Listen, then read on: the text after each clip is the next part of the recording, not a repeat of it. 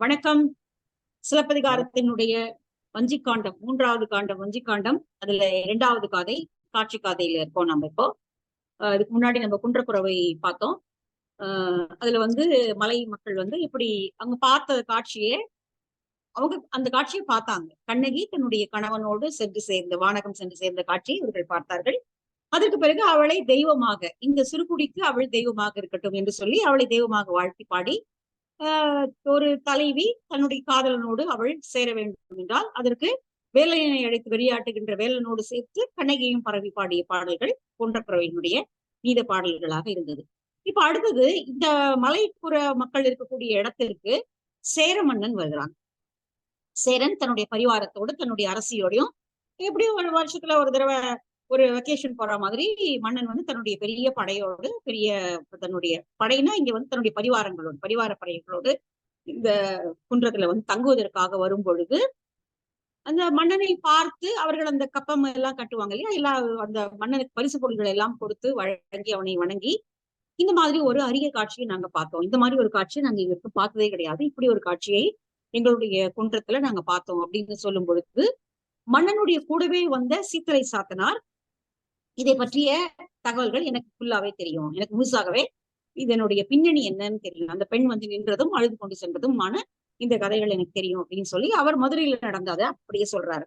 என்ன நடந்தது, அவ இங்கிருந்து வந்தா, மதுரையில அவளுக்கு என்ன நடந்தது, அங்க எப்படி மன்னன் இறந்து போனா, அவனுடைய மனைவி எப்படி இறந்தாள் அப்படிங்கிற இதெல்லாம் சொல்லும் பொழுது ரொம்ப ஆச்சரியமா ஆகுது சேரனுக்கு. இப்படி எல்லாம் ஒரு நடந்திருக்கு நம்ம ஊர்ல அப்படின்னு சொல்லி அவன் ரொம்ப ஆச்சரியப்படுறான்.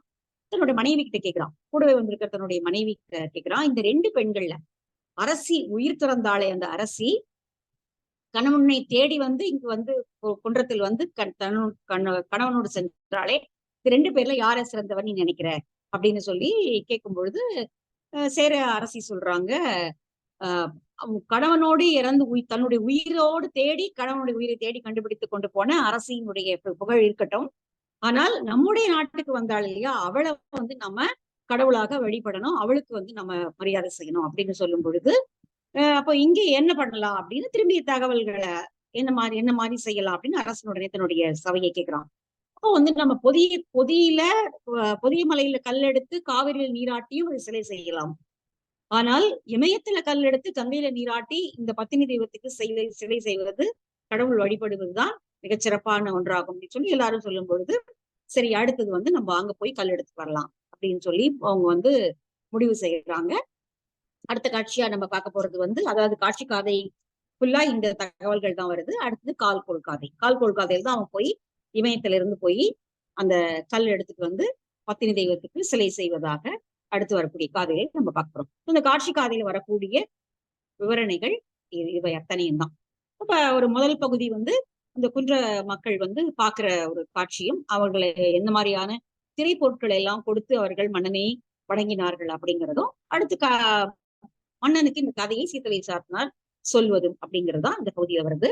ரொம்ப ஒரு நல்லா இருக்கும், இது படிக்கிறதுக்கு ரொம்ப ஆர்வம் இருக்கக்கூடிய ஒரு பகுதி தான் இது.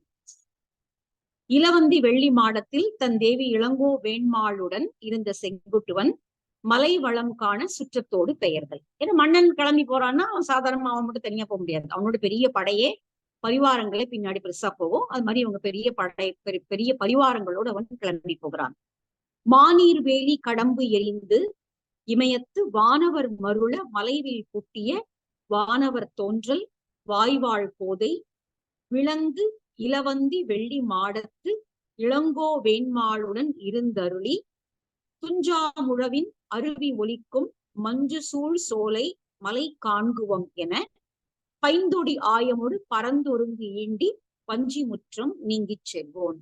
வஞ்சி முற்றத்திலிருந்து, வஞ்சி மாநகரனுடைய அந்த முற்றத்தில், அவனுடைய அரண்மனை முற்றத்திலிருந்து அவன் கிளம்பி எங்க போறான்னா, துஞ்சாமுழவின் அருவி ஒலிக்கும், முழவை போல, துஞ்சாத என்றால் ஒலித்தலை மறந்தறியாத, எப்பொழுதும் ஒலித்துக் கொண்டே இருக்கக்கூடிய முழவினுடைய ஓசை பொருந்திய அருவி ஒலிக்கக்கூடிய மஞ்சு சூழ். மஞ்சு ரொம்ப அழகான வார்த்தை, மேகம், மேகத்துக்கு மஞ்சு என்பது பெயர் இல்லையா. மேகங்கள் சூழ்ந்திருக்கக்கூடிய சோலைகள் மிக்க இருக்கக்கூடிய மலைவாசத்தில் போய் நாம் சில நாட்கள் இருந்து விட்டு வருவோம், பாருங்கள் போகலாம் என்று சொல்லி தன்னுடைய மனைவியோடு அவன் கிளம்புகிறான். பைந்தொடி ஆயமோடு பரந்தொருங்கு இண்டி. பைந்தொடினா பசிய வளையல்களை அணிந்தவர்களாகிய அந்த இருங்கோ வேண்மாளுடைய பெரிய சுற்றம், அவளுக்கும் ஒரு பெரிய ஒரு இது இருக்கும் இல்லையா, அரசினுடைய பரிவாரங்கள் எல்லாருமா சேர்ந்து அங்க கிளம்புறாங்க. வஞ்சி முற்றத்துலதான் இருக்கும். இங்க இருந்து போய் மஞ்சு சூழ் மலை சோலைகளில் சிறிது நாள் இளைப்பாரி விட்டு வருவோம் என்று அவன் பெரிய ஒரு பரிவாரத்தோடு கிளம்புகிறான். அதற்கு முன்னாடி இருக்கக்கூடிய 4 வரிகள், முதல்ல இருக்க 4 வரிகள் சேரனுடைய வெற்றி சிறப்பை சொல்லக்கூடியது. மாநீர் வேலி கடம்பு எறிந்து. மாநீர் வேலினா கடல், கடலை வேலியாக உடைய இதில் அந்த கடலில் இருந்த கடம்ப மரத்தை அல்லது கடம்ப மரத்தை வெட்டி வீழ்த்தியவனாகிய சேரன். அப்ப அவனுடைய யாரோ ஒரு பகையரசனுடைய தல இது மரம் வந்து, அதாவது ஒரு இப்படி ஒரு கோவில்களுக்கு தலைமரம் எப்படி இருக்குமோ அதே போல மன்னனுக்கும் மரங்கள் உரியது இல்லையா, ஒரு மன்னனுக்கும் இந்த மரம் உரியது. இப்ப வேப்பம்பூ அப்படிங்கிற மாதிரி சொல்ற மாதிரி, ஆத்தி மாலை அப்படின்னு சொல்ற மாதிரி, கடம்பம் என்ற அவனுடைய பகைவனுடைய அந்த மரத்தை வெட்டி வீழ்த்தியவன் சேரன். வானீர்வேலி கடம்பு எறிந்து. இமயத்து வானவர் மருள மலைவில் கூட்டிய. இமயமலையின் மேல் அவன் வில்கொடியை நாட்டியவன் அப்படிங்கிறது சொல்லப்படுகிறது.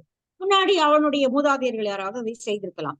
எப்பொழுதுமே ஒரு அரச பரம்பரை வரும்பொழுது யார் சொன்னாலும், யார் செய்திருந்தாலும் அந்த பெருமையை வந்து அடுத்து வரக்கூடிய மன்னர்களுக்கு எல்லாம் சேர்த்து சொல்வது அப்படிங்கிறதுதான் மரபு. இப்ப சோழன்னா கரிகால் வளவனுடைய புகழை பின்னாடி வரக்கூடிய எல்லா பரம்பரைக்கும் சேர்த்து சொல்லுவாங்க. அந்த லெகசி அப்படியே சொல்றது.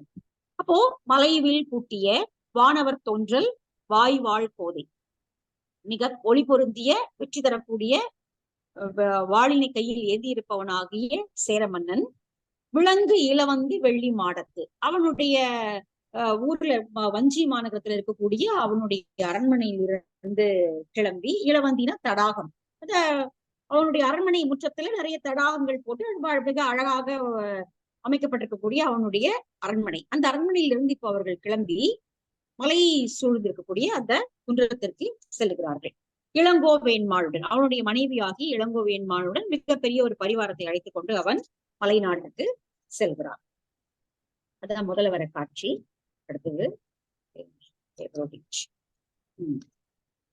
பேரியாற்றங்கரையில வந்து தங்குறாங்க. அவங்க வந்து தங்கறக்கூடிய இடம் வந்து பேரியாற்றங்கரையில அந்த மணல் எக்கர், அதாவது துருத்தி அப்படின்னு சொல்லுவாங்க இல்லையா. இப்ப ஸ்ரீரங்கம் வந்து ஒரு துருத்தியில இருக்கிறது. 2 பக்கமும் ஆறு ஓடும், நடுவுல மணல் மேடு இருக்கும். எக்கர்ங்கிறது மணல் மேடு வந்து நெய்தல் நிலத்துல இருப்பது.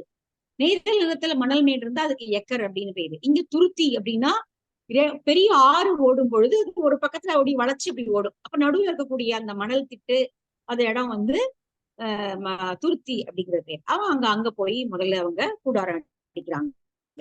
வளமலர் பூம்பொழில் வானவர் மகளிரோடு விளையாட்டு விரும்பிய விரல் வேல் வானவன் பொலம் பூங்காவும் புனல் யாற்று பரப்பும் இலங்கு நீர் துருத்தியும் இளமரக்காவும் அரங்கும் பள்ளியும் ஒருங்குடன் பரப்பி 140 யோசனை விரிந்த பெருமாள் களிற்று பெயர்வோன் போன்று. பெருமாள் களிற்று, பெரிய மயக்கத்தை உடைய அல்லது மதம் பொருந்திய யானை வந்து ஒரு கூட்டமா போனா எப்படி இருக்குமோ அது போல ஒரு பெரிய பரிவாரத்தோடு சேரமன்னன் கிளம்பி செல்கிறான். பெருமாள் களிற்று பெயர்வோன் போன்று. ஒரு யானை கூட்டம் அப்படி நடந்து போனா எப்படி இருக்குமோ அது போல ஒரு பெரிய பரிவாரத்தோடு அவன் செல்கிறான். இந்திரன் தன்னுடைய பெண்டிரோடு வந்து தங்குவதற்காக அமைக்கப்பட்டது போன்று மிக அழகு பொருந்திய ஒரு இடம் பொலம் பூங்கா. காரணம் நமக்கு தெரியும், சோலை. பொலம் பூங்கா, பொன்னாலாகிய மலர்கள் பூத்தது போன்ற மிக அழகான சோலைகள். புனல் ஆற்று பரப்பு, நீர் ஓடக்கூடிய ஆற்று பரப்பு. இலங்கு நீர் துருத்தி அப்படின்னா நமக்கு தெரியும் அந்த மணல் மேடு, நடுவுல 2 பக்கமும் ஆறு ஓட நடுவுல இருக்கக்கூடிய அந்த மணல் மேடு. இளம் மரக்கா, மிக அழகான மரங்கள் செறிந்திருக்கக்கூடிய ஒரு சோலை. இதெல்லாம் அப்படியே அவன் தங்கியிருக்கிற இடம் வந்து அவ்வளவு பெருசா அவ்வளவு அழகா இருக்கு. 140 யோசனை. யோசனை அப்படிங்கிறதுக்கு வந்து ஒரு அளவு, அதாவது இப்ப நம்ம முகத்தல் அளவை, நீட்டல் அளவை, அது மாதிரியான நிறைய பழைய அளவைகள்லாம் இப்ப நம்ம எல்லாத்தையும் மறந்துட்டு நம்ம ஒரே ஒரு யூனிவர்சலா ஒரு இதை வச்சிருக்கோம். இப்ப அந்த காலத்துல நிறைய வந்து அளவைகள் இருந்ததுல இந்த யோசனை என்பது தூரத்தை கணக்கிடுவதற்கான ஒரு அளவு பெயர். யோசனை அப்படிங்கறது நீங்க நெட்ல போட்டு பாத்தீங்கன்னா கிட்டத்தட்ட வந்து ஒரு 19 கிலோமீட்டர் வரைக்கும் 19 கிலோமீட்டர் அப்படிங்கிற மாதிரி சில கணக்கு கொடுக்குறாங்க. அப்போ 140 யோசனை, அந்த அளவுக்கு மிகப்பெரிய அளவு ஒரு அமைக்கப்பட்டதான அந்த பெரிய சோலையில போய் அவன் பெருமாள் களிற்று பெயர்வோன் போன்று மிக மதம் பொருந்திய ஒரு பெரிய யானையான களிறுன்னு ஆண் யானை பெயர்வது போல அவன் தன்னுடைய பரிவாரங்களோடு நடந்து சென்றார்.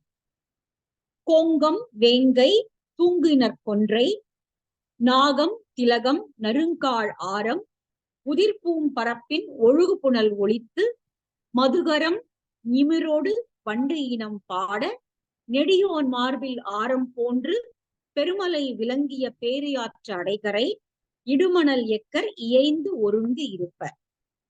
அந்த பேரியாறு வந்து அப்படியே அழகா ஓடுது. நம்ம ஏற்கனவே வையையினுடைய இதை பார்த்தோம். மதுரைக்குள்ள அவங்க வரும் பொழுது வைகை ஆற்றினுடைய இதை வந்து வர்ணிச்சார் இளங்கோவடிகள் இல்லையா. அது வந்து எப்படி பூ ஆடை கோர்த்து எவ்வளவு அழகா அது நடந்து போச்சு அப்படின்னு. ஏன்னா அதனுடைய கரைகளில் இருக்கக்கூடிய மரங்கள்ல இருந்து பல்வேறு வகையான பூக்கள் ஆற்றில் விழ அது தன்னுடைய அதாவது அதனுடைய கண்கள்ல இருந்து கண்ணீர் வருகிறதாம். கோவலன கண்ணிக்கு இப்ப உள்ள போனாங்கன்னா அடுத்தவர்களுக்கு இப்படி துன்பம் நடக்க போகிறதே என்பதனால தன்னுடைய கண்ணீரை மறைத்து கொண்டு வைகை ஆடு ஓடியது அப்படின்னு முன்னாடி ஒரு கதையில நம்ம படிச்சோம். இங்க ஆனா அப்படி எந்த காட்சியெல்லாம் எதுவும் இல்லை. இங்க வந்து பெரியாறு இந்த தன்னுடைய கரைகள்ல வளர்ந்திருக்கக்கூடிய இத்தனை மரங்களுடைய பூக்களையும் சுமந்து கொண்டு ஒரு பூ ஆறு போல ஓடுகிறது. என்னென்ன மரங்கள்லாம் இருந்தது அப்படிங்கிறதா இந்த லிஸ்ட் கொடுக்குறாரு. கோங்கம் வேங்கை தூங்கு இனர் கொன்றை. இனர்னா கொத்து, தூங்குனா தொங்கக்கூடிய, அப்ப இது வந்து சரக்கொன்றை. தூங்கு இனர் கொன்றை நாகம் திலகம் நறுங்கால் ஆரம். ஆரம்னா சந்தனம். நாகம் அப்படிங்கிறது வந்து இங்க என்னென்ன மரங்கள் நம்ம பார்த்துருவோம். கோங்குக்கு கோங்கு மரம் தான். வேங்கை மரம் நமக்கு தெரியும். தூங்கு இனர் கொன்றை. நாகம் வந்து சுரப்புன்னை மரம். இதெல்லாம் நம்ம தேடி பார்க்கணும் என்னென்ன படமா இருக்கு அப்படிங்கிறத. அப்புறம் திலகம் வந்து மஞ்சாடி மரம் பார்த்திருக்கலாம். மஞ்சள் நிறத்துல பூ வரும். மஞ்சாடியினுடைய அந்த குன்றிமணி போல இருக்கும். அந்த மஞ்சாடியை தான் வந்து தங்கம் அளக்கிறதுக்கு பயன்படுத்துவாங்க. சிகப்பு கலர்ல அப்படியே ஒரு குன்றிமணி வந்து கொஞ்சம் ஒரு மாதிரி முட்டை ஷேப்ல இருக்கும். இது வந்து ஒரு சின்ன மணி மாதிரி இருக்கும். கீழே நிறைய சிறு சதை இருக்கும். இங்க நம்ம இங்க பின்னாடி இருக்கு பெரிய மரம். அது ஆக்சுவலா நல்ல பூ உதிர்ந்ததுன்னா அந்த காய் நெத்துனத்தா காய் வரும். காயில இருந்து நல்லா அப்படியே மணி போல சிகப்பு கலர்ல வரும். அது பேர் மஞ்சாடின்னு பேரு. அது வந்து பொன்னை அளப்பதற்கு பயன்படுத்தப்பட்ட ஒரு சின்ன ஒரு இப்ப கிராம் கல் மாதிரி அது மஞ்சாடி தான் பயன்படுத்துவாங்க பொன்னை அளப்பதற்கு. சோ இது வந்து மஞ்சாடி. திலகம்னா மஞ்சாடி. நறுங்கால் ஆரம் சந்தன மரம். இந்த மரங்களுடைய பூக்கள் எல்லாம் இந்த மரங்கள் எல்லாம் ரெண்டு பக்கமும் வளர்ந்துருக்கு ஆத்தங்கரையில. அப்ப இதனுடைய பூக்கள் எல்லாம் அந்த பேரியாற்றுல வந்து விழுகுது. உதிர் பூம் பரப்பின் ஒழுகு புனல் ஒழித்து. இந்த பூக்களை எல்லாம் சுமந்து கொண்டு அது நீரே தெரியாதவாறு பூக்கள் அதை நடக்கின்றன. அந்த ஒரு ஆற்றினுடைய அங்க வந்து இவ்வளவு பூக்கள் இருப்பதனால் நிச்சயமாக வண்டினம் இருக்கும். என்னென்ன மாதிரி நிறைய டைப்ஸ் ஆஃப் வண்டு இருந்து. மதுகரம், இது வந்து வண்டினுடைய ஒரு பெயர். மதுகரம் எவ்வளவு அழகா இருக்கு பாருங்க. அதனுடைய கையை வச்சு இது வந்து தேனை குடிக்குது. மதுகரம் அப்படின்னா வண்டு தேனியினுடைய இன்னொரு பெயர். நிமிருங்கிறது பழக்கத்துல இருக்கிறது தான். பின்னாடி மகாகவி பாரதி கூட பயன்படுத்துறாரு. நிமிரென இன்புறு. புதிய ஆத்திச்சூடியில ஒரு வரி வரும். நிமிரென இன்புறு அப்படின்னு. நிமிருன்னா வண்டு தேனி போல அவ்வளவு இதுவா வாழ்க்கையை வந்து எங்கெல்லாம் தேன் கிடக்குமோ அங்கெல்லாம் எடுத்து அனுபவிக்கணுங்கிற மாதிரி நிமிரென இன்புறு அப்படின்னு புதிய ஆத்திச்சூடியில் போட்டுப்பாரு. நிமிரோடு வண்டு இனப்பாடு. அப்ப மதுகரம் நிமிரு வண்டு இது எல்லாமே அங்க இருந்து இவ்வளவு பூக்கள் இருக்கிறதுனால இந்த வகை வகையான வண்டினங்கள் அங்கே இருக்கின்றன. இனம் பாட அவனுடைய ரீங்காரம். அதனால அவை தேனெடுப்பதனால ஒரு ரீங்கார ஓசை அங்கு நிறைந்திருக்கிறது. ரொம்ப அழகான ஒரு காட்சி தான் இல்லையா. நெடியோன் மார்பில் ஆரம் போன்று பெருமலை விளங்கிய பேரியாற்று அடகரை. மேலே இருந்து அருவி கொட்டுது. அது பார்ப்பதற்கு எப்படி இருக்கிறது என்றால் அந்த மலை நெடியோன் போல இருக்கிறது. நெடியோன் என்றால் திருமாலை போல இருக்கிறது. அப்ப அது மேலிருந்து விழக்கூடிய அருவி எப்படி இருக்குன்னா திருமாலுடைய மார்பில் சுட்டி இருக்கக்கூடிய ஆரம் போல இருக்கிறதாம். அந்த மலையையும் அந்த அருவியையும் பார்த்தா திருமால் நிற்பது போலவும் அவனுடைய மேனியில் சூட்டப்பட்டிருக்கிற மாலை போலவும் அந்த அருவி இருக்கிறது அப்படின்னு சொல்றார். பெருமலை விளங்கிய பேரியாற்று அடைக்கரை இடுமணல் எக்கர் இயைந்து ஒருங்கிருப்ப. இங்க எக்கர் என்றாலும் அந்த மணல் ஆற்றங்கரையில இருக்கக்கூடிய அந்த மணல் மேடுகள்ல எல்லாரும் போய் இந்த பெரிய பரிவாரம் போய் அங்க தங்குது. எல்லாம் வந்து அங்க வந்து நிக்கிறாங்க. இந்த பெரிய படைப்பு இளங்கோவெண்மாளோட சேரன் தன்னுடைய பெரிய பரிவாரம் சூழ ஒரு வானவர் போல் இந்திரன் நகர்ந்து போனது போல போய் அங்க செட்டில் ஆயிருப்பான். இப்போ மலை பக்கத்துல பல்வேறு விதமான ஓசைகள் கேட்கிறது. கிளிக்கர் ஆகுதா? ஒருவேளை என்னுடைய இது நெட் சரியா இல்லையா? கிளிக்கர் ஆகுதா? நான் பேசுறது சரியா கேக்குதா? கிளிக்கர் ஆகுது இல்ல? விட்டு விட்டு தான் வருதுங்க. கொஞ்சம் சில டைம் பிரேக் ஆகுது. ஏன்னா நான் இது போட்டுக்கலாமான்னு பார்த்தேன். சரி, ஓகே, இருக்கட்டும், மாத்தினா திருப்பி போகும் புள்ளிந்து. இப்போ மலை பக்கத்துல பல்வேறு ஓசைகள் அவங்களுக்கு கேக்குது. ஏன்னா அவங்க மலையை ஒட்டிதான் வந்து தங்கியிருக்காங்க. நெடியோனாரம்னு பார்த்தோம் இருக்கு இல்லையா? இப்ப மலையில பல்வேறு வகையான ஓசைகள் கேட்கின்றன. என்னென்ன ஓசையெல்லாம் கேக்குது அப்படின்னு ஒரு லிஸ்ட் சொல்றாரு. ரொம்ப நல்லா இருக்கு இது.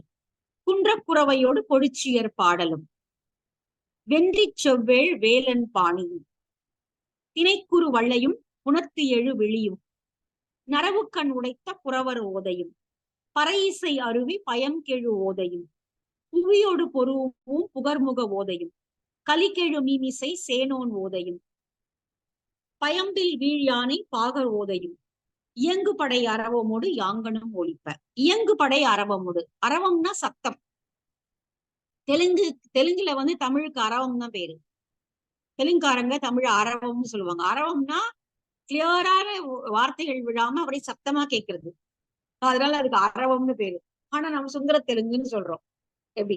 இயங்கு படை அரவமோடு, அவன் அவன் பெரிய ஒரு அவனோட பெரிய பரிவாரம் வந்திருக்கு இல்லையா? அதனுடைய ஓசை அந்த அவங்க அப்படி இப்படி போய் செட்டில் ஆகும் போது ஒரு பெரிய ஓசையோட தான் அவங்க போய் உட்கார்றாங்க. அது வந்து இயங்கு படை அரவமோடு.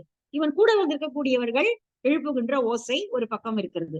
அதோடு அந்த குன்றத்தை ஒட்டி இருக்கக்கூடிய ஆற்றங்கரையில் தான் அவங்க தங்குறார்கள். அதனால அங்க மேல இருந்து வரக்கூடிய பல்வேறு வகையான அழகான ஓசைகள் அவர்களுக்கு கேட்கிறது. ரொம்ப அழகான ஒரு பகுதி. இப்ப மலைப்படுகடாம் அப்படின்னு ஒரு நம்ம சிலப்பதிகாரம் முடிச்ச அடுத்து மலைப்படுகடாம் பார்த்தோம்னா, மலைப்படு கடாம் பேர்லயே இருக்கிறது. மலையிலிருந்து எழக்கூடிய ஓசைகள். கடாம்னா ஓசை. மலையிலிருந்து வரக்கூடிய ஓசைகளை தான் அந்த இலக்கியம் பேசுகிறது. இப்ப இங்க என்னென்னலாம் கேட்டுச்சோம்? குன்ற குறவையோடு ஏற்கனவே நம்ம பார்த்தோம், ஒரு குறவை பாடுகிறார்கள், குறவை பாடி ஆடுகிறார்கள். எனவே அந்த குன்ற குறவை பாடக்கூடிய ஓசை கேட்கிறது. கொடுச்சியர் பாடலும், கொடுச்சியர் என்றால் குன்றத்துல வசிக்கக்கூடிய மகளிர், அவர்களுடைய பாடல். குன்ற குறவை ஒரு பக்கம் பாடிக்கொண்டிருக்கிறார்கள், கொடுச்சியர்களுடைய பாடல்களும் கேட்கின்றன. வென்றி செவ்வேள் வேலன் பாணியும், வேலனை அழைத்து வெறியாட்டு நிகழ்த்தக்கூடியது நடக்கும் அப்படிங்கிறதுனால வென்றி செவ்வேள், வெற்றியை பொருந்திய வேலை உடையவனாகிய வேலனை அழைத்து பாடக்கூடிய வேலன் பாணி, அவனுடைய பாடலும் இங்கே தேவபாணி அப்படின்னு சொல்லப்படக்கூடிய பாடல்கள் பாடப்பட்டுக் கொண்டிருக்கின்றன. திணை குறுவள்ளையும், திணையை குற்றும் பொழுது அந்த உலக்கை பாடல்கள் பாடுவாங்க இல்லையா? அந்த உலக்கை பாடல்களை பாடும்போது அது வள்ளை பாட்டுன்னு பேரு. அது திணை குறு வள்ளை. திணையை குற்றும் போது பாடக்கூடிய பாடல்களாக வரக்கூடிய வள்ளை பாடல்கள் ஒரு பக்கம் எழுந்து கொண்டிருக்கின்றன. துணத்து எழு விழியும், விழினா கூப்பிடுறது, ஏய் அப்படின்னு சொல்றோம் இல்லையா? இங்க வா அப்படின்னு அங்க தூரத்துல இருக்கிறவங்களை கூப்பிடுறது வந்து விழி. அப்போ குணத்துல யாரோ தூரத்துல இருக்கிறவங்க யாரையோ கூப்பிட்டுட்டே இருக்காங்க. அந்த ஓசை கேட்டுக்கொண்டே இருக்கிறது. குணத்து எழு விழியும், நரவு கண் உடைத்த குறவர் ஓதையும். நரவுன்னா கல் பானைகளை திறந்து குடித்தவுடன் ஆரவாரம் செய்து குறவர்கள் ஒலி எழுப்புகிறார்கள். நரவு கண் உடைத்த, கண் அப்படின்னா அந்த பானையினுடைய மேல் அந்த மூடி, அந்த கல்ல வந்து இது பண்ணி வச்சிருப்பாங்க இல்லையா? குளிக்க வச்சிருப்பாங்க. அப்ப அந்த மேல அந்த மூடியை திறக்கணும். மூடி திறந்ததான் அது கொப்பளிச்சு வரும். அப்ப அந்த கண்ணை உடைச்ச போது அவங்க எப்படி வந்து ஒரு ஆரவாரம் செய்து குறவர்கள் ஓதை எழுப்புவார்களோ அந்த ஓதை ஒரு பக்கம் கேட்கிறது. பறையிசை அருவி பயம் கீழ் ஓதையும், டொம்முன்னு விழறதுனால ஏற்கனவே வந்து மத்தளம் போல ஒலிக்கிறதுன்னு சொன்னாரு. இங்க அருவி இப்படி டொம்முன்னு விழும் பொழுது பறை போல அது ஒலிக்கிறதாம். பறையில டப்புன்னு அடிச்சா மாதிரி டப் டப்புன்னு அப்படியே அந்த அருவியினுடைய ஓசை வந்து கீழே விழுது, அது கேக்குது. அதோட காடு, மலையினா மலையோடு சேர்ந்து காடும் இருக்கிறது இல்லையா? அதனால புலியோடு பொருவும் புகர்முக ஓதையும். புலியோடு புகர்முகம்னா யானை, யானைக்கு இன்னொரு பெயர் புகர்முகம். யானையும் புலியும் சண்டை போட்டுது காட்டுக்குள்ள. அப்ப அந்த யானை பிளிரக்கூடிய ஓசையும் புலியினுடைய கர்ஜிக்கிற ஓசையும் இங்கே கேட்கிறது. அந்த ஓசைகளும் கேட்டுக்கொண்டிருக்கின்றன. களி கேழு மீமிசை சேனோன் ஓதையும். களி கேழு மீமிசை அப்படின்னா நன்றாக செழித்து வளர்ந்திருக்கக்கூடிய மரத்து மேல பரன் கட்டி அவர்கள் அங்க அந்த திணைப்புணம் காப்பார்கள். தூரத்துல இருந்து வரக்கூடிய, இப்போ ஒரு வளர்ந்து வரும்பொழுது சின்ன வயல் மாதிரி இருந்ததுன்னா அந்த பெண்கள் போய் குருவி ஓப்பியும் கிளி கடிந்தும் வருவாங்க. ஆனா பெரிய பெரிய விலங்குகள் வரும்பொழுது ஒண்ணும் பண்ண முடியாது, கீழே இருந்து அதை ஓட்ட முடியாது. அப்போ மரத்துக்கு மேல பரன் கட்டி அதுல கொல்லிக்கட்டையை வச்சு நெருப்பு எரிய வச்சு அவங்க வந்து அந்த விலங்குகளை விரட்டுவாங்க. நம்ம வந்து குறுந்தொகையில ஒரு பாட்டு பார்த்திருக்கோம், அழகான பாட்டு. இந்த மாதிரி உச்சியில பரண் மேல இருக்கக்கூடிய அந்த குறவன் கையில வைத்திருக்கக்கூடிய அந்த கொல்லிக்கட்டை வந்து வானத்து விண்மீன் போல மினுக் மினுக் என்று தோன்றக்கூடிய அந்த இரவு பொழுதுல தலைவன் வருகிறானே அப்படின்னு சொல்லி தலைவி ஒரு பாட்டுல சொல்லுவா. சோ அப்ப அது மேல அவங்க ஒரு நெருப்பு கட்டையை ஏற்றி வச்சிருக்காங்க, கொல்லிக்கட்டைய. அது அப்போ அவன் வந்து அந்த மேல இருந்து குரல் எழுப்பி அந்த விலங்குகளை ஓட்டுகிறான். இந்த மாதிரி கலவையான குரல்கள் கேட்கின்றன. பயம்பில் வீழ் யானை பாகர் ஓதையும். பயம்பில் வீழ்னா குழி பறித்து யானையை பிடிக்கிறார்கள். இப்போ யானையை பழக்கணும் அப்படின்னா காட்டுல இருக்க ஒரு யானையை ஒரு பிடி யானையை வைத்து ஒரு பெண் யானையை வச்சுட்டு அது வந்து ஒரு குழி வெட்டி அதை பிடிக்கணும் இல்லையா? அப்போ இது போல இங்க பரம்பில்னா குழி, அந்த குழியில யானையை வீழ்த்தி பிடிக்கக்கூடிய அந்த குழியில யானை வந்து விழுந்திருக்கு. அப்ப பாகர்கள் வந்து உற்சாகமாக ஒரு ஓசை எழுப்பி கத்தி ஆரவாரிக்கிறார்கள். இது இந்த ஓசைகள், இது எல்லாம் இதோட மன்னனோடு வந்திருக்கக்கூடிய பெரிய பரிவாரம் வந்திருக்கு. அந்த பறவை அந்த ஆரவாரமும் அங்கே கேட்கிறது. இப்படி பல வகையான கலவையான குரல்கள் அங்கே கேட்கின்றன. இதுக்கு ஈடா இதே மாதிரி மகாகவி பாரதி ஒண்ணு எழுதியிருப்பார். ரொம்ப அழகா இருக்கும். அது சட்டன் ஞாபகம் வந்தது, அதனால எடுத்துட்டேன். அதையும் நம்ம பார்த்துருவோம். இது வந்து குயில் பாட்டுல வரும். குயில் பாட்டுல பல வகையான ஓசைகளை வந்து லிஸ்ட் அவுட் பண்ணுவார் மகாகவி பாரதி. ரொம்ப நல்லா இருக்கும் அந்த பகுதி. முன்னாடி மனப்பாடம் பண்ணியிருந்தேன், இப்போ மறந்து போய் பார்த்துதான் ஞாபகம் இருக்கு. காணப்பறவை கலகலவெனும் ஓசையிலும். இது நான் மீனிங்கே சொல்ல வேண்டாம், பாட்டு படிச்சாலே புரிஞ்சிடும் உங்களுக்கு. காணப்பறவை கலகலவெனும் ஓசையிலும் காற்று மரங்கள் இடை காட்டும் இசைகளிலும் ஆற்று நீர் ஓசை அருவி ஒலியினிலும் நீல பெருங்கடல் எந்நேரமும் தான் இசைக்கும் ஓலத்திடையே உதிக்கும் இசையினிலும் மானுட பெண்கள் வளரும் ஒரு காதலினால் ஊனுருக பாடுவதில் ஊரிடும் தேன் வாரியிலும் ஏற்ற நீர் பாட்டின் இசையினிலும் நெல்லிடிக்கும் கோற்றொடியார் குக்கூவென கொஞ்சும் ஒலியினிலும் சுண்ணம் இடிப்பார்த்தம் சுவை மிகுந்த பண்களிலும் பண்ணை மடவார் பழகு பல பாட்டினிலும் வட்டமிட்டு பெண்கள் வலைக்கரங்கள் தாமொலிக்க கொட்டி இசைத்திடுமோர் கூட்டமுத பாட்டினிலும் வேயின் குழலோடு வீணை முதலா மனிதர் வாயினெல்லாம் கையாலும் வாசிக்கும் பல்கருவி நாட்டினிலும் காட்டினிலும் நாளெல்லாம் நன்றொலிக்கும் பாட்டினில் நெஞ்சை பறிகொடுத்தேன் பாவியேன் அப்படின்னு சொல்லிட்டு இவ்வளவு பெரிய லிஸ்ட சொல்லிட்டு ஆனாலும் நின்றன் அதிசயங்கள் யாவினுமே காணாமுதம் படைத்த காட்சி மிதவிந்த எடா அப்படின்னு முடிப்பார். அத எல்லாத்த விட பாடலினுடைய ஓசை இருக்கிறதா அது ரொம்ப நயம் பொருந்தியது அப்படிங்கிற மாதிரி முடிப்பார். இந்த ஓசைகளுடைய லிஸ்ட்ல இதுவும் நினைவுல வந்தது. சரி, தெரிஞ்சுக்கலாம், அதனால ஒன்றும் தப்பு இல்லை. குயில் பாட்டுல வரக்கூடிய பகுதி அது. சரி, இப்ப வந்து மன்னவன் வந்து அங்க இந்த பேரியாற்றங்கரையில வந்து தங்கிட்டான். இப்போ அவன் மலைக்கு கீழே இருக்கான், மலையை ஒட்டி இருக்கிறான். இப்போ இந்த குன்ற மக்கள் வந்து அவனை பாக்குறாங்க. ஏன்னா அவனை போய் அங்க வஞ்சியில போய் பார்க்க முடியாது, அவ்வளவு சீக்கிரமா அவங்க இங்க இவ்வளவு பொருள்களை எடுத்துட்டு போய் அவனை பாக்குறதுங்கிறது வந்து நடக்காத ஒன்று. ஆனால் இங்கே அவங்க ஊருக்கே வந்திருக்கான், இப்ப பரிவாரங்களோடு வந்திருக்கிறான். அதனால அவர்கள் மிகப்பெரிய ஒரு பெரிய பட்டியல் பொருள்களோடு எடுத்துக்கொண்டு அவனை வந்து பார்த்து அந்த அரசனை வணங்கி தாங்கள் கண்ட காட்சியை இப்போ சொல்ல போறாங்க. அவங்க என்னெல்லாம் கொண்டு வந்தாங்க அப்படிங்கிறத அடுத்த பகுதி. அளந்து கடை அறியா அருங்கலம் சுமந்து வளம் தலை மயங்கிய வஞ்சி முற்றத்து இறைமகன் செவ்வி யாங்கனும் பெறாது திரை சுமந்து நிற்கும் தெவ்வர் போல. எப்படி வந்தாங்க அந்த குறவர் அப்படிங்கிறதுக்கு இந்த சொல்றாரு. அவங்க வந்து காத்துட்டு நிக்கிறாங்க. அது எப்படி இருக்கு அப்படின்னா, வஞ்சி மாநகரத்துல அவனுடைய பகைவர்கள் அவனுடைய காட்சிக்காக காத்து நிற்பார்கள் இல்லையா? அவனை பார்ப்பதற்கு அப்பாயின்மெண்ட் கேட்டு வந்து நிப்பாங்க. ரொம்ப நேரம் ஆனாலும் வந்து அவ்வளவு எளிதா பாத்திர முடியாது மன்னனை. அதனால ரொம்ப நேரம் அவங்க வந்து அங்க காத்திருந்து நிற்பாங்க இல்லையா? அந்த காட்சியை போல இருக்கு அப்படின்னு சொல்றாரு. அளந்து கடை அறியா அருங்கலம் சுமந்து. அளந்து கடை அறியாத, அளந்து பார்த்து சொல்ல முடியாது, இவ்வளவுதான் இவ்வளவு இருக்கு அப்படின்னு சொல்ல முடியாது. அளந்து கடை அறியா, அளந்து பார்க்கவே முடியாது, அந்த அளவிற்கு அரும் கலன்கள் நிறைந்திருக்கக்கூடிய வஞ்சி மாநகரம் அது. வளம் தலை மயங்கிய வஞ்சி முற்றத்து. வளம் தலை மயங்கி பல்வேறு வகையான வளங்கள் அங்க வந்து கடல்படு பொருட்கள், மலைப்படு பொருட்கள், நாடுபடு பொருட்கள் எல்லாமே அங்க வந்து ஒன்றோடு ஒன்று மயங்கி இந்த வஞ்சி முற்றத்துல அப்படியே பொருள்கள் பெருகி இருக்கிறது. அங்க அந்த முற்றத்துல, அந்த வஞ்சியினுடைய முற்றத்துல இறைமகன் செவ்வி யாங்கனும் பெறாது. அவனை செவ்வினா இங்க அவனை நேரடியாக கலந்து பேசக்கூடிய ஒரு வாய்ப்பு. செவ்வி அப்படின்னா நேர்முகம். யாங்கனும் பெறாது, அவனை அதை பெறவே முடியாமல் திரை சுமந்து நிற்கும் தெவ்வர் போல. தெவ்வர் என்றால் பகைவர்கள். திரை சுமந்து நிற்கும் அந்த திரையை, இந்த கப்பத்தை அவர்கள் தங்களுடைய கைகளையும் தலைகளையும் சுமந்து கொண்டு நீண்ட நேரம் காத்து கொண்டிருப்பார்களாம். அந்த பகைவர்கள் எப்படி, பகைவர்கள்னா இங்க வந்து எதிர் மன்னர்கள் காத்து கொண்டிருப்பார்கள். அது போல இங்கே பல வகையான பொருட்களை காத்துக்கொண்டு அவனுடைய குடிகள் வந்து நிற்கிறார்கள். இதற்கு வந்து ரொம்ப ஆப்போசிட்டா வள்ளுவர் ஒண்ணு சொல்லுவாரு. இவ்வளவெல்லாம் வந்து ஒரு மன்னவன் வந்து பார்ப்பதற்கு ரொம்ப எல்லாம் வந்து ஒரு பெரிய ஒரு என்ன சொல்றது, வீண் ஜம்பம், அந்த ஒரு ஆடம்பரம் செஞ்சுக்க கூடாது. காட்சிக்கு எளியன், கடும் சொல்லன் அல்லனில் வீக்கூறும் மன்னன் நிலம். இது வந்து இறைமாற்றில வரக்கூடிய குறள். காட்சிக்கு எளியன், பார்க்கணும்னா பார்க்கணும்னு நினைச்சாங்கன்னா, ஜனங்க மன்னனை பார்த்து சொல்லணும்னு நினைச்சாங்கன்னா அவனை பார்த்துட முடியணும். அதுதான் கரெக்ட். காட்சிக்கு எளியன்னா எளிய தோற்றத்தை உடையவன் இல்ல, பார்க்கணும்னு நினைச்சா உடனே பார்க்கணும், பார்த்துட முடியணும் அவனை. அதனால வந்து அப்படி இருக்கிறது தான் ஒரு மன்னனுக்கு அழகுன்னு பின்னாடி வந்த திருக்குறள் அப்படி அதை சொல்லுது இங்க. ஆனால் இங்க அவனுடைய பிரஜைகள் தான், இந்த குறவர்களும் அவனுடைய பிரஜைகள் தான். அப்ப அவங்க வந்து பாக்குறதுக்கே இவ்வளவு ஒரு இதோட வந்து பார்க்க வேண்டியிருக்கு.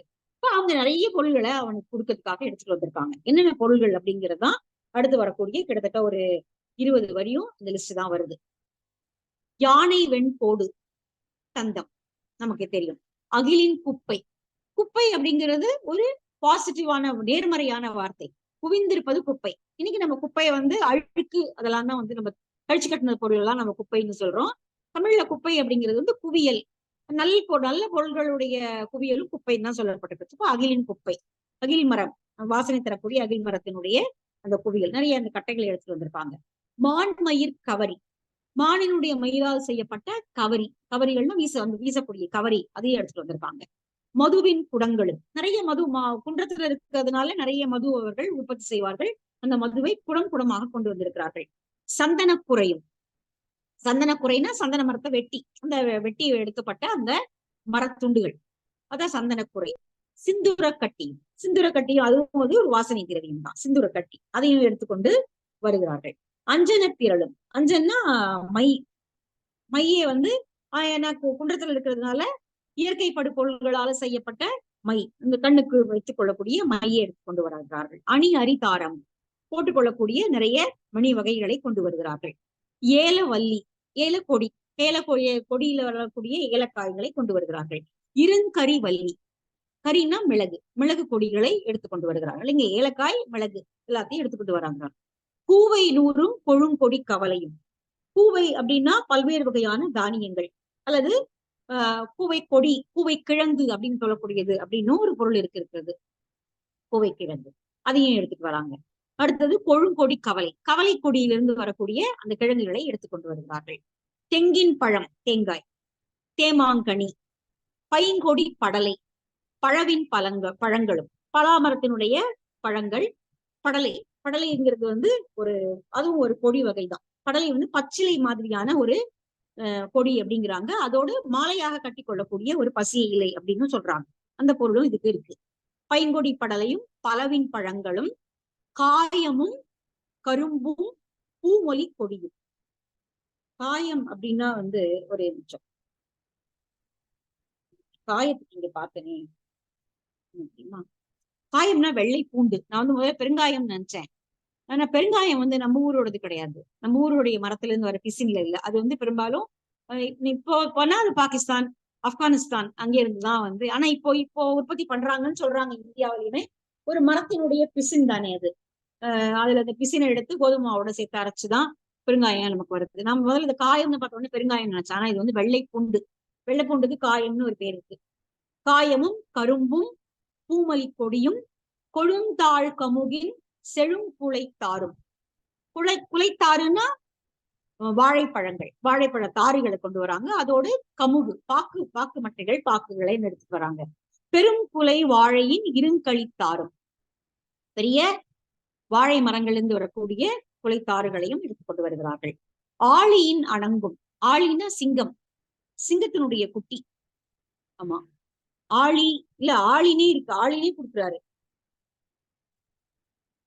ஆளி, அரி இதெல்லாம் சிங்கத்தினுடைய வகைகள் அப்படிங்கிறாங்க. சிங்கத்துக்கு என்ன வகைகள் இருக்கும்னு எனக்கு தெரியல.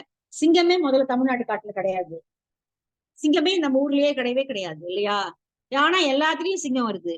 சிங்கம் தமிழ்நாட்டு காட்டுல இல்லவே இல்லை. இந்திய காடுகள்ல இருக்கு, தமிழக காடுகள்ல சிங்கம் இல்லை. ஆனா எல்லா இடத்துலயும் சிங்கம் வர்றதை நம்ம பாக்குறோம். மேபி ரொம்ப ஆசையா இருந்திருக்கலாம் அவங்களுக்கு. ஆளியின் அணங்கும் அரியின் பொருளையும். ஆழி இதெல்லாம் வந்து அணங்கு இதெல்லாம் வந்து சிங்கத்தினுடைய வகைகள். அதனுடைய குட்டிகளை கொண்டு வந்து கொடுக்கிறார்கள். அரி, இந்த எதுவும் வந்து அரினா சிங்கம் தான், அது நமக்கு தெரியும். அடுத்தது வாழ்வரி பரல்னா குட்டி, வாழ்வரினா புலி. கூர்மையான கோடுகளை உடைய புலியினுடைய குட்டி, அதனுடைய குருளையே கொடுக்குறாங்க. குடாடி உளியம், குடாடினா பரந்த அடி, பெரிய காலடி வந்து பெருசா இருக்கும். கரடிக்கு ஓங்கி அது அடிச்சதுன்னா கையாலையும் காலையும் அடிச்சதுன்னா அவ்வளவுதான். அதுதான் இங்க சொல்றாரு. குடா அடி உளியம், உளியம்னா கரடி. குடா அடி பரந்த அடிகளை உடைய, அதாவது காலடிகளை உடைய கரடி குட்டியை தராங்க. வரையாடு வருடையும், மலையில இருக்கக்கூடிய ஆட்டினுடைய குட்டியை கொடுக்கிறார்கள். மடமான் மரியும், மடமான் இளமையான மானினுடைய குட்டி, இது எல்லாவற்றையும் கொண்டு வந்து தருகிறார்கள். காசரை கருவும் ஆசு அரு நகுலமும். நகுலம்னா வந்து கருனாலும், காசரை கருனாலும் மான்குட்டியினுடைய ஒரு வகை. நகுலம் வந்து இங்க கஸ்தூரி மானினுடைய குட்டி. சாரி, இது ஒரு நிமிஷம், தண்ணி மாட்டேன், கீரிப்பிள்ளை. நகுலம்னா கீரிப்பிள்ளை, கீரிப்பிள்ளையினுடைய குட்டி. பீலி மஞ்சை, மஞ்சைன்னா நமக்கு தெரியும் மயில். நாவியின் பிள்ளையும், நாவினா புனுகு பூனை. புனுகு பூனை காட்டில் இருக்கக்கூடிய அந்த புனுகு பூனையில தான் நம்ம இந்த புனுகுங்கிற வாசனை திரவியம் எடுக்கிறது. இது எல்லாவற்றையும் சிங்கம், புலி, கரடி, மான், இந்த மாதிரியான கீரிப்பிள்ளை எல்லாவற்றினுடைய குட்டிகளையும் கொண்டு வந்து கொடுக்கிறார்கள். பேசக்கூடிய இனிய காணக்கோழி தேன்மொழி கிள்ளை. காணக்கோழி தெரியும் நமக்கு, தேன்மொழி கிள்ளை இனிய மொழி பேசக்கூடிய கிளி, கிளி குஞ்சுகள் அல்லது கிளிகள், பேசக்கூடிய கிளிகளை கொண்டு வந்து இவ்வளவையும் கொண்டு வந்து திரையாக கொண்டு வந்து கொடுத்தது. திரைனா இங்க பரிசு பொருள்களாக கொண்டு வந்து மன்னனை கொடுத்து அவனை வணங்கி நிற்கிறார்கள். வணங்கி நின்று அவனை வாழ்த்தி பேசிவிட்டு தாங்கள் கண்ட காட்சியை சொல்றார்கள். இதே மாதிரி ஒரு காட்சி நம்ம பார்த்தோம் பாஞ்சாலி சபதத்துல, ஞாபகம் இருக்கா? பெரிய லிஸ்ட் சொல்லுவார். துரியோதனை வந்து லிஸ்ட் படிப்பான். என்னெல்லாம் கொண்டு வந்து கொடுத்தாங்க தெரியுமா அவங்களுக்கு? வந்து நான் பார்த்து அப்படியே மயங்கி போனேன். எவ்வளவு லிஸ்ட் கொடுத்தாங்க அவங்களுக்கு. அவங்க புது நாடு அமைக்கும் பொழுது, இந்திரபிரஸ்தம் அமைக்கும் பொழுது பெரிய லிஸ்ட் எவ்வளவு கொடுத்தாங்க தெரியுமா அப்படின்னு சொல்லி சகுனிகிட்ட சொல்லி அப்படியே மாஞ்சி போவோம். ஞாபகம் இருக்கா? செந்நிறத்தோல் கருந்தோல் அந்த திருவளர் கதலியின் தோளுடனே வெண்ணிற புலி தோள்கள், பல வேடங்கள் ஆடுகள் இவற்றிடை தோல், பன்னிற மயிருடைகள், விலை பகரரும் பறவைகள் விலங்கினங்கள் எல்லாம், ஏலம் கற்பூரம் நரும் லவங்கம் பாக்கு நற்சாதி வகை கோலம் பெற கொணர்ந்தே அவன் கொட்டி நின்றார், கரம் கட்டி நின்றார். அவ்வளவு மாலைகள் பொன்னும் முத்தும் எல்லாம் வந்து நம்ம பாஞ்சாலி சபதத்துல படிச்சோம். காற்று செல்லக்கூடிய பெரிய படை வகைகள் இப்படி நிறைய கொடுத்தாங்க அப்படின்னு பாஞ்சாலி சபதத்துல துரியோதனன் வந்து இந்திரபிரஸ்தத்துக்கு போயிட்டு திரும்பி வந்த உடனே சகுனிகிட்ட சொல்லுவான், எவ்வளவு கொடுத்தாங்க தெரியுமா மாமனே, என்னை பார்த்தாலே என்னால வந்து இந்த பொறாமை நடக்க முடியல அப்படின்னு. அது போல இந்த லிஸ்ட் படிக்கும் போது அந்த லிஸ்ட் ஞாபகம் வருது. அந்த மலைக்குறவர்கள் வந்து அவன்கிட்ட செய்தியை சொல்றாங்க. என்ன வந்து நாங்க பார்த்தோம் அப்படிங்கிற செய்தியை சொல்றாங்க. டைம் இருக்கா? பார்க்கலாமா? சரி, 4 நிமிஷத்துக்கு செய்தியை பார்த்துருவோம். 7 பிறப்பும் அடியேன் வாழ்க நின் கொற்றம் ஆங்கு 7 பிறப்பும் அடியேன். இந்த 7 பிறப்பு அப்படிங்கிறது பின்னாடி நிறைய கூட வரும். எற்றைக்கும் 7 பிறவிக்கும் ஒன்றனோடு உற்றோமையாவோம், உமக்கே நாம் ஆட்செய்வோம், மற்றை நம் காமங்கள் மாற்றையிலோர் என்பாவாய். திருப்பாவையில வந்தது 7 அவ வந்து இவங்களால 7 தான் சொன்னாங்க. ஆண்டாள் வந்து 7 49 பிறவியும் உன்னுடைய அடிமைகள் நாங்கள் அப்படின்னு அதுல சொல்றா. 7 பிறப்பும் அடியேன், அடுத்து வரக்கூடிய 7 பிறப்பும் நாங்க உங்களுடைய குடியாகவே இருக்கட்டும், வாழ்க நின் கொற்றம், உன்னுடைய அரசாட்சி வாழ்க. காண வேங்கை கீழ் ஓர் காரிகை, அந்த பார்த்த செய்தியை சொல்கிறார்கள். காட்டில இருந்த ஒரு வேங்கை மரத்தினுடைய கீழ் ஒரு காரிகை வந்து தான் முலை இழந்து தனித்துயரை, ஒரு முலை இழந்தவளாக மிக துயருற்றவளாக வந்தவள் நின்றாள்.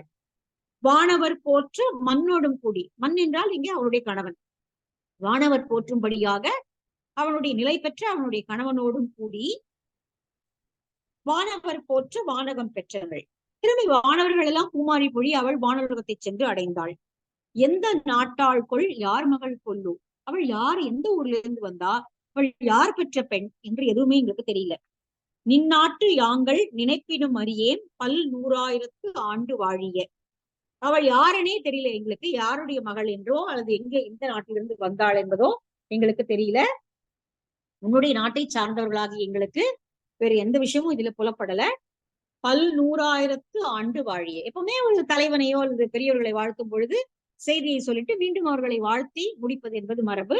பல் 100,000 ஆண்டு வாழிய, மன்னனே நீ பல 100,000 ஆண்டுகள் வாழ்வாயாக, இது யாருன்னு எங்களுக்கு தெரியல, இப்படி ஒரு காட்சியை நாங்கள் பார்த்தோம் அப்படின்னு சொல்லி அவர்கள் அந்த காணப்புறவர்கள் சேரனிடம் இந்த செய்தியை சொல்லுகிறார்கள். அப்ப வந்து சாத்தன், சித்தலி சாத்தன் கூட வந்திருக்கார். அவர் புலவராகி சித்தலி சாத்தனார் கூட வந்திருக்கிறார். அவர் எனக்கு இந்த செய்தி தெரியும் அப்படின்னு சொல்றார். அடுத்து அங்க வர 4 வரி மட்டும் பார்த்துடலாம். மண்களி நெடுவேல் மன்னவன் கண்டு கண்களி மயக்கத்து காதலோடு இருந்த தன் தமிழ் ஆசான் சாத்தன் இஃது உரைக்கும். பொன்தொடி மாதர்க்கு உற்றதை எல்லாம் தின்திரள் வேந்தே செப்பக் கேளாய். எனக்கு தெரியும் இந்த தொடி அழகிய ஒள்ளிய வளையல்களை அணிந்தவளாகிய கண்ணகிக்கு நேர்ந்தவை எதெல்லாம் என்னன்றது எனக்கு தெரியும், நான் உனக்கு சொல்றேன் அப்படின்னு சொல்லி தன் தமிழ் சாத்தான், தன் என்றால் குளிர்ச்சி, குளிர்ச்சி பொருந்திய தமிழை ஓதக்கூடியவராகிய சீத்தலை சாத்தனார் சொல்ல தொடங்குகிறார். முதல்ல வந்த 2 வரி இந்த மன்னான் எப்படி அந்த அவையிலே வீற்றிருக்கிறான். மண் களி நெடுவேல் மன்னவன் கண்டு. இந்த மண் களிப்பெய்தும்படியாக, மண்மகள் களிப்பெய்தும்படியாக அரசாட்சி செய்து கொண்டிருப்பவனாகிய சேரன் அவனுடைய அரசவையில் இருப்பவராகிய கண்களி மயக்கத்து காதலோடு இருந்த, கண்களெல்லாம் மயங்கும்படியாக, அதாவது அவனுடைய அரசாட்சியினுடைய அழகையும் அவன் இப்படியெல்லாம் மக்கள் பாராட்டுற அழகையும் பார்க்கும் பொழுது கண்கள் எல்லாம் அப்படியே கண்கள்ல ஒரு சந்தோஷம் வருது. அதான் கண் களி. களின்னா மகிழ்ச்சி. அந்த கண்கள் மகிழ்ச்சி கொள்ளும்படியாக அரசாட்சி புரிந்து கொண்டிருக்கக்கூடியவனாகிய அவனை பார்த்து மிகுந்த மகிழ்வெய்து கொண்டிருக்கக்கூடியவராகிய சீத்தலை சாத்தனார் இப்பொழுது சொல்ல தொடங்குகிறார். எனக்கு மன்னவனே, எனக்கு இந்த கதை என்னன்னு எனக்கு தெரியும், நான் சொல்றத கேளு அப்படின்னு சொல்லி அந்த கதையை சொல்றாரு. அடுத்து வரக்கூடிய பகுதி கண்ணகி போன அந்த கதை தான் அவரு திரும்ப சொல்றாரு. அதுக்கு பிறகு அவன் பேச தொடங்குவான், சேரமன்னன் பேச தொடங்குவான். நம்ம நாளைக்கு வகுப்புல அந்த கதையும் இதையும் பார்க்கலாம்.